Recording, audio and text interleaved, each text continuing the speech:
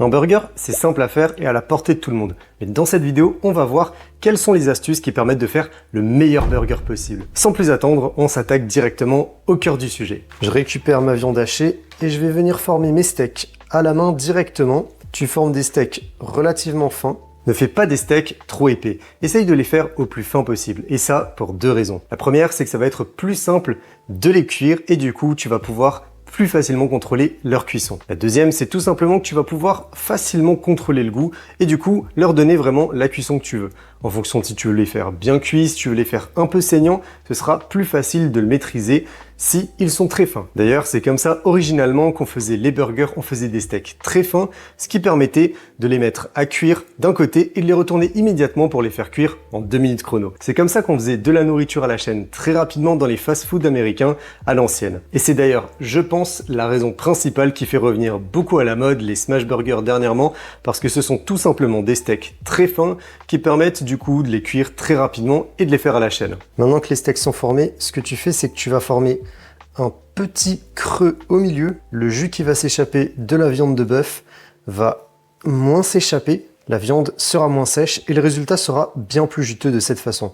Donc tu fais juste un petit creux vers le milieu, tu fais comme si c'était le cratère d'un volcan. Du coup, dans le petit cratère qu'on a formé, qui est léger, on va mettre un mélange de sel et de poivre.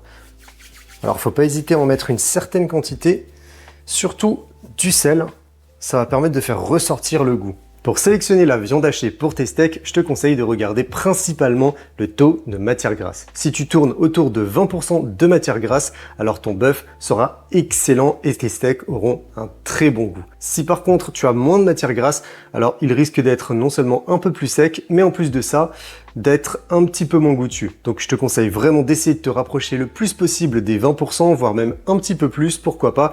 Ou sinon, une autre alternative est possible, c'est tout simplement de prendre de la viande mélangée. Donc ici, par exemple, j'ai pris de la viande de bœuf mélangée avec un peu de porc. Ça va te permettre du coup de rehausser un petit peu le taux de masse grasse de l'ensemble. Et en plus de ça, ça peut ajouter un petit goût singulier en plus de la viande de bœuf. Alors sur la poêle, on va pas mettre de graisse supplémentaire, on va tout simplement se contenter de faire cuire quelques tranches de bacon. Et ceux-ci vont laisser une graisse qui va nous permettre de faire cuire les steaks de bœuf directement par-dessus.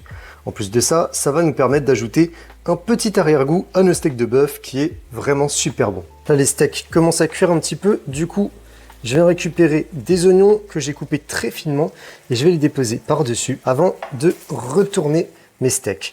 Comme ça, les oignons vont cuire et caraméliser tranquillement tout en protégeant le steak pour que l'autre face ne brûle pas pendant qu'il cuit à l'intérieur. Comme tu l'as remarqué, je découpe très finement mes oignons et je les mets directement sur mon burger, sur mon steak, avant de le retourner. Pourquoi? Il y a deux raisons à ça. La première, c'est que les oignons vont du coup bien caraméliser dans la graisse résiduelle qui reste dans la poêle.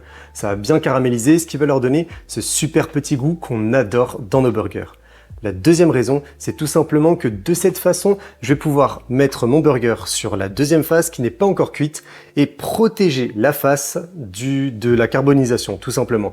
Ça va permettre du coup d'avoir une protection et de bien laisser le temps à mon burger de cuire à l'intérieur et ça sans que la face extérieure ne soit brûlée. Pendant que mes steaks finissent de cuire, je vais déposer une tranche de cheddar par-dessus pour qu'il ait le temps de fondre tranquillement. Pour le fromage, c'est vraiment en fonction des préférences.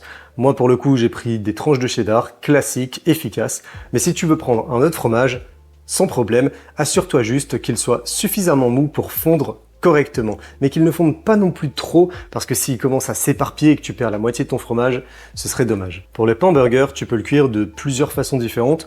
Il y en a beaucoup qui le font griller soit directement à la poêle, soit dans le four. Moi, je les mets directement par-dessus mon fromage et comme ça, ils vont cuire un petit peu avec la vapeur qui se dégage de mes aliments qui sont en train de cuire. Ça va permettre de renforcer un petit peu le goût parce que du coup, c'est de la vapeur qui est directement tirée de l'huile, enfin de la graisse qui émane de ma viande.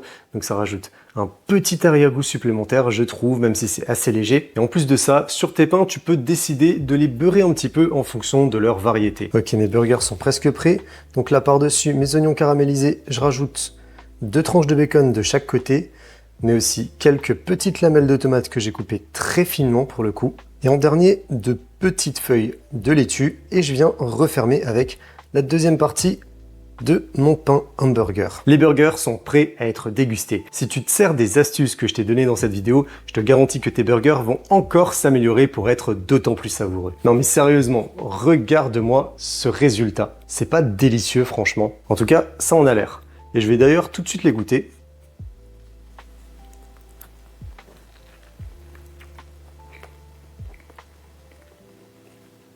Super bon, exactement comme je m'y attendais. N'hésite pas à mettre en pratique les conseils que je t'ai donnés tout au long de cette vidéo et ensuite à venir me dire dans les commentaires si ça t'a vraiment servi à améliorer tes burgers. Je te garantis en tout cas que c'est vraiment une valeur sûre. D'ailleurs, si tu as apprécié la vidéo, n'hésite pas à me le faire savoir avec un petit pouce en l'air et tu peux aussi t'abonner à la chaîne. Et sur ce, je te souhaite un très bon appétit et à bientôt pour une prochaine vidéo.